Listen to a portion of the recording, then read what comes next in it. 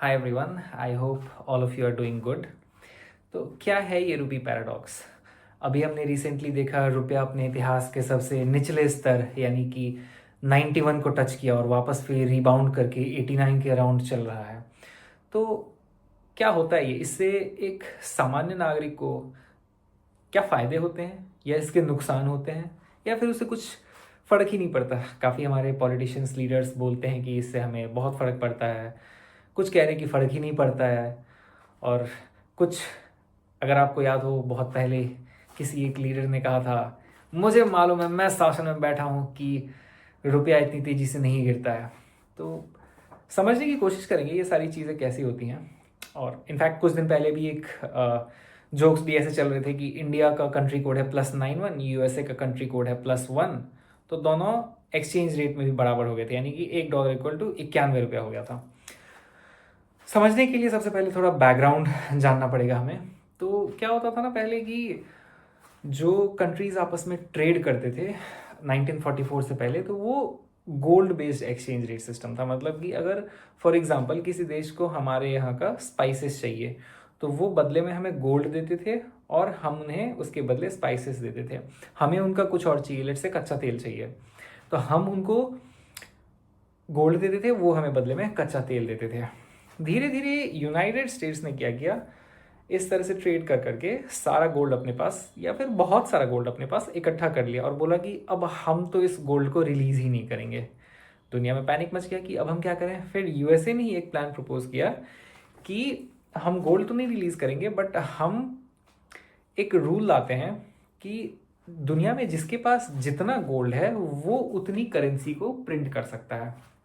For example USA के पास सबसे ज़्यादा गोल्ड था, तो ऑब्वियसली वो सबसे ज़्यादा करेंसी प्रिंट कर सकते हैं, तो इसका उनको एडवांटेज मिला। कुछ दिन बाद ये सिस्टम काम नहीं किया, क्योंकि जितना उनके पास गोल्ड था उतना उन्होंने डॉलर प्रिंट कर लिया था। तो उन्होंने फिर 1944 में एक ब्रेटन वुड्स कॉन्फ्रेंस हुआ था, जिसका एक आउटकम था आईएमएफ का क्रिएशन। तो आईएमएफ ने कुछ रूल्स बनाए, इंटरनेशनल मॉनेटरी फंड ने, कि दुनिया में आपका जो एक्सचेंज रेट सिस्टम है, यानी कि आपका जो पैसा है, उसकी वैल्यू कैसे तय की जाएगी। आज $1 बराबर 91 रुपया कैसे हुआ, या फिर और भी कंट्रीज़ के डॉलर। तो अब या तो जो 3 रूल्स आईएमएफ ने बनाए, तो उसमें सबसे पहला रूल ये था कि या तो आप $1 की वैल्यू फिक्स कर लो, $1 बराबर 10 रुपया। अब ये हमेशा हमेशा के लिए 10 रुपया ही रहेगा। बट इसमें एक समस्या है कि मान के चलो हमारी इकोनॉमी कभी अच्छा परफॉर्म कर रही है, कभी उतना अच्छा परफॉर्म नहीं कर रही है, तो रुपया का वैल्यू उस हिसाब से अप्रिशिएट या डिप्रिशिएट होना चाहिए। तो कंट्रोल ही हो गया, क्योंकि मैंने फिक्स कर दिया। एक रास्ता ये था। दूसरा रास्ता ये है कि कंप्लीटली मैंने मार्केट के ऊपर छोड़ दिया, कि मार्केट अपने हिसाब से अपना वैल्यू तय करेगी। इसमें भी नुकसान है, कभी अगर इकोनॉमी अच्छा परफॉर्म करी है, कभी बुरा परफॉर्म करी है, तो बहुत ही ज़्यादा अप्रिशिएशन डिप्रिशिएशन होगा, तो कंट्री में थोड़ा सा इनस्टेबिलिटी रहेगा। तो तीसरा रास्ता ये है कि जो हम इंडिया में भी फॉलो करते हैं, कि रहेगा तो ये मार्केट बेस्ड ही, मतलब मार्केट के हिसाब से ही हमारा रुपया अप्रिशिएट करेगा या फिर डिप्रिशिएट करेगा। लेकिन हमारे देश का जो सेंट्रल बैंक है, वो अगर उसको कभी लगता है कि नहीं, मुझे इंटरवीन करना चाहिए, बीच में आना चाहिए, इसको अप्रिशिएट इसको मजबूत करने के लिए या फिर इसको और पतला करने के लिए, तो वो बीच में ज़रूरत पड़ने पे आ सकती है। तो इसको बोलते हैं मैनेज्ड एक्सचेंज रेट, या फिर डर्टी फ्लोट भी इसको बोलते हैं। तो इंडिया में मैक्सिमम कंट्रीज में यही फॉलो होता है। तो अब देखते हैं कि जो अभी हमारा रुपया है, ये अल्टीमेटली डिप्रिशिएट किया क्यों। तो अब जैसे देखो, आप अपना पैसा अगर एक बैंक को देते हो कि बैंक ये पैसा लो, अब बैंक लेट से एचडीएफसी में आपने पैसा डाला, अब 1 साल बाद वो बैंक आपको क्या करेगा, उतना पैसा देगा ही, उसके बदले 3% और 4% और इंटरेस्ट आपको दे देगा। तो हर कंट्री में एक एक्सचेंज रेट होता है, जो कि आपको वो मतलब not exchange rate, her country अपना एक रेट डिसाइड करती है कि आप मेरे पास पैसा रखोगे तो मैं आपको इतना रिटर्न दूंगा। तो अब मान के चलो यूएसए ने अभी अपना इंटरेस्ट रेट बढ़ा दिया, तो बढ़ा दिया तो इसकी वजह से रुपया डिप्रिशिएट हुआ। लेकिन कैसे? अब मान के चलो कि यूएसए में इंटरेस्ट रेट मान के चलो है 0, समझने के लिए, और इंडिया में है 10% है। तो यूएसए में लोग क्या करेंगे, यूएसए के बड़े बड़े इन्वेस्टर्स वहाँ से डॉलर उठाएंगे, लेट से $100 उठाया और इंडिया में डाल दिया। क्यों? क्योंकि इंडिया में उनको 10% का इंटरेस्ट रेट मिलेगा। यूएसए में तो अगले साल वो एक $10 ही रहेगा। इंडिया में 10% का इंटरेस्ट मिल रहा है, यानी कि 10 11 हो जाएगा। तो इसलिए लोग इंडिया में पैसा डालेंगे। लेकिन अब अगर यूएसए ने बोल दिया कि नहीं, मैं भी 10% देना मैंने चालू कर दिया, तो अब लोग सोचेंगे कि हाँ, मैं इन यूएसए से अपना पैसा इंडिया ले जा रहा हूँ, मैं क्यों ले जाऊँ, मेरे कंट्री में ही मुझे इतना सारा इंटरेस्ट रेट मिल जा रहा है। तो यूएसए क्या करेगा, फिर यूएसए के इन्वेस्टर्स क्या करेंगे, अपना पैसा इंडिया में डालने के बजाय अब यूएसए में ही डालना शुरू करेंगे। तो इससे क्या होगा, जो इंडिया से डॉलर था वो चला गया। बेसिकली पूरा दुनिया ही, यूएसए तो ज़्यादा स्टेबल मार्केट है, तो सब यही सोचेंगे कि यार जल्दी से जल्दी ज़्यादा से ज़्यादा डॉलर लो और यूएसए में डालते जाओ। तो इस वजह से क्या हुआ, डॉलर का डिमांड बढ़ गया। डॉलर का डिमांड बढ़ा तो आप कह सकते हो सब्सिक्वेंटली रुपये का डिमांड कम हो गया। तो डॉलर का डिमांड बढ़ गया, यानी कि डॉलर मजबूत हो गया, यानी कि रुपया नीचे गिर गया। तो अब वो रुपया गिर करके जैसे कि 91 था। एक रीज़न इसका ये है। फिर दूसरा चीज़, जो अभी the president of the United states Donald Trump ने इंडिया पे टैरिफ लगाए थे रफली 50%, इनफैक्ट 50%। तो अब इससे क्या होगा कि जो हमारे देश के जो एक्सपोर्टर्स 100 रुपये में एक चीज़ बेचते थे, अब वो 150 रुपये की बिकेगी। अब वो 150 रुपये की बिकेगी तो अब वहाँ के लोग कम खरीदेंगे क्योंकि उनको महंगा हो गया। तो जब भी हमारा सामान वो खरीदते हैं तो हमें मिलता है डॉलर, तो हमारे पास बेसिकली डॉलर आता है। लेकिन अब उन्होंने खरीदना ही बंद कर दिया, तो हमारे पास डॉलर की कमी हो गई। तो डॉलर की डेफिशिएंसी हुई, यानी कि सप्लाई कम हो गया, यानी कि वो मजबूत हुआ, स्ट्रेंथन हुआ। नेचुरली रुपया हमारा घट गया। तो प्राइमरीली ये दो रीजंस थे। तो अब इस तरह से होते होते हमारा 91 तक तो पहुंच गया। अब क्वेश्चन आता है कि वो स्टेबल कैसे हुआ। तो स्टेबल दो तरीके से हुआ। एक अभी रिसेंटली जो आरबीआई ने फिर क्या किया, यूजुअली सेंट्रल बैंक्स ऐसे ही अपने करेंसी को वापस मजबूत बनाती है। अब मान के चलो हमारा सेंट्रल बैंक मार्केट में से बहुत सारा रुपया एब्जॉर्व कर लेता है। तो बहुत सारा रुपया एब्जॉर्व कर लेगा तो क्या होगा, मार्केट से रुपया कम हो जाएगा। रुपया अगर मार्केट में कम हो गया तो एक तरह से सप्लाई कम हो गया। सप्लाई कम हो गया यानी कि उसकी वैल्यू ऊपर उठ गई। मान के चलो मार्केट में अगर बहुत सारे टॉयज हैं, खिलौने हैं, आप खरीदने के लिए जाओगे तो कम प्राइस पे आपको मिलेगा। लेकिन अगर खिलौने बहुत कम है तो आपको महंगा मिलेगा ना। तो वही चीज़ रुपये के साथ भी हुआ। तो अब आरबीआई कैसे रुपये को एब्जॉर्व करती है। आरबीआई ने बोला कि सबको बोला कि तुम मुझे रुपये दो, मैं तुम्हें उसके बदले में डॉलर दूंगा। सब लोग बोलेंगे हाँ, डॉलर भी स्ट्रेंथन हुआ है, मजबूत हुआ है। तो लोगों ने, इन्वेस्टर्स ने डॉलर लिया और रुपये आरबीआई ने एब्जॉर्व कर लिया। इससे दूसरा कि जो भी हमारा मतलब अभी रिसेंटली क्या हुआ कि जापान ने अपने इंटरेस्ट रेट्स बढ़ा दिए। जापान में यूजुअली हिस्ट्री रही है कि उनके यहाँ इंटरेस्ट रेट्स ऑलमोस्ट से मतलब 0% या उसी के पास रहता है। अभी उन्होंने इंटरेस्ट रेट को बढ़ा दिया कुछ। तो अब इससे क्या हुआ, पहले जो डॉलर की डिमांड थी, अब लोगों ने, अब जापान के लेट से जो लोग होंगे जो बहुत ज़्यादा पैसा बाहर यूएसए में डॉलर में लगाए होंगे, अब वो बोलेंगे नहीं, मेरी कंट्री में भी मुझे पैसा मिल ही रहा है।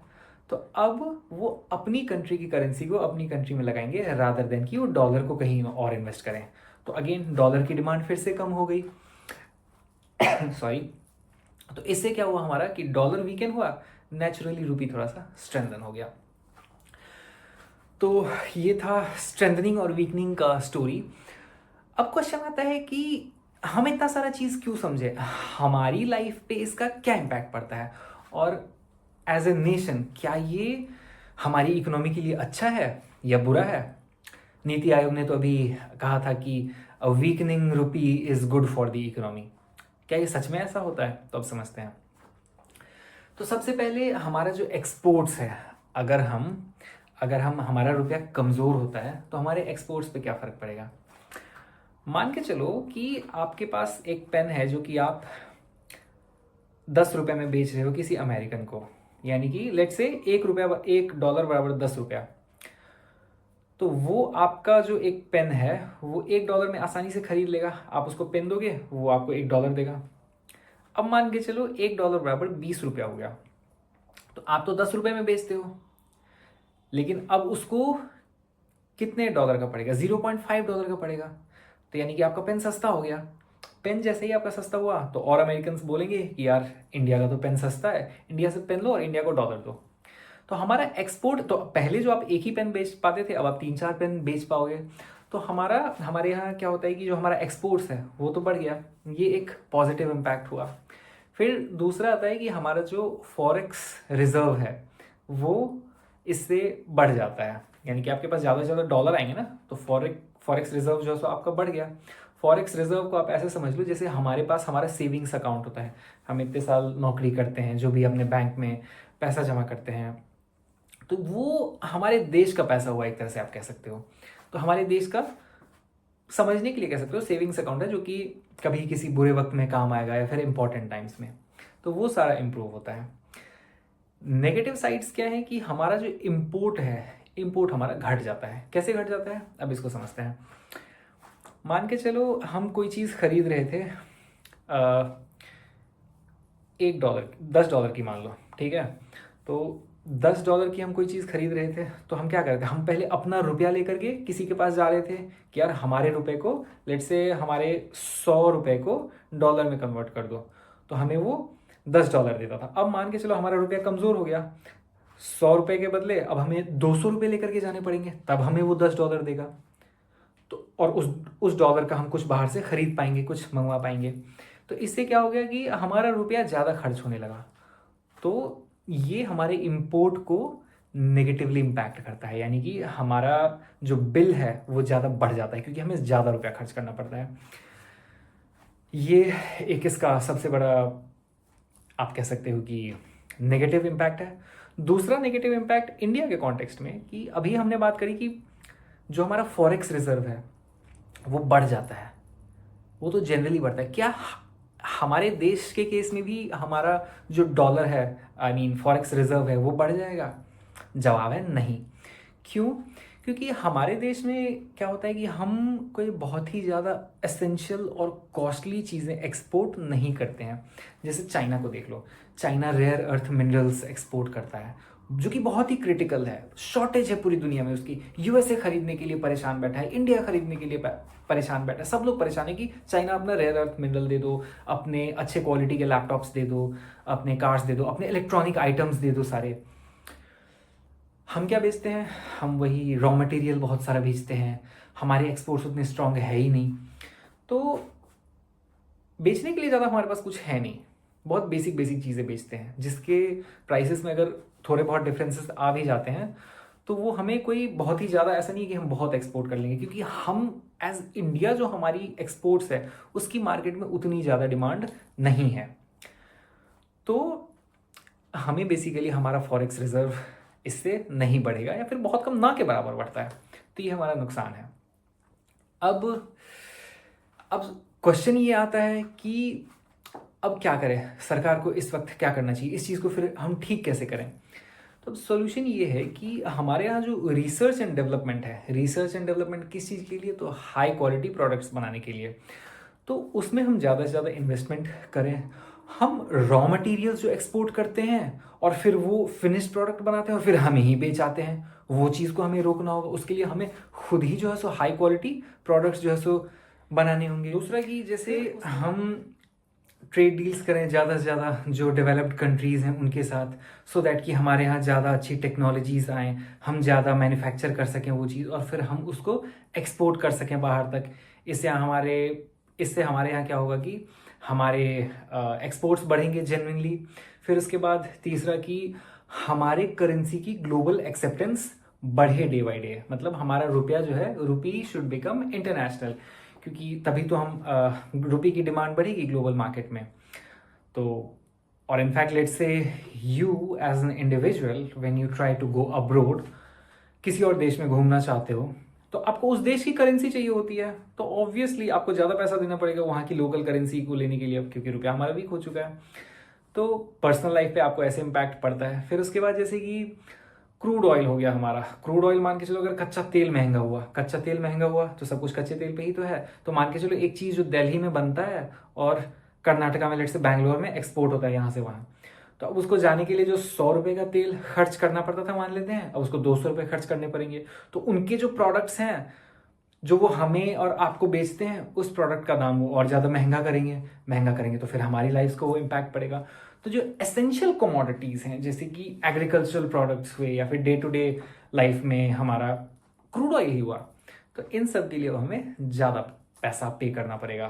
तो like that's how it impacts us and those were the solutions कि हमें ज़्यादा से ज़्यादा रिसर्च एंड डेवलपमेंट में खर्च करना चाहिए, हमें अपना एक्सपोर्ट्स बढ़ाने की कोशिश करना चाहिए, हाई क्वालिटी प्रोडक्ट्स बनाने चाहिए और कंट्रीज़ के साथ ट्रेड डील करना चाहिए। And I'm sure the government of India would definitely be looking into all of this and trying to come up with a solution. So this was the session of Rupee Paradox.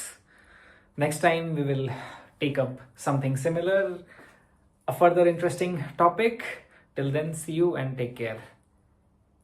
Jai Hind.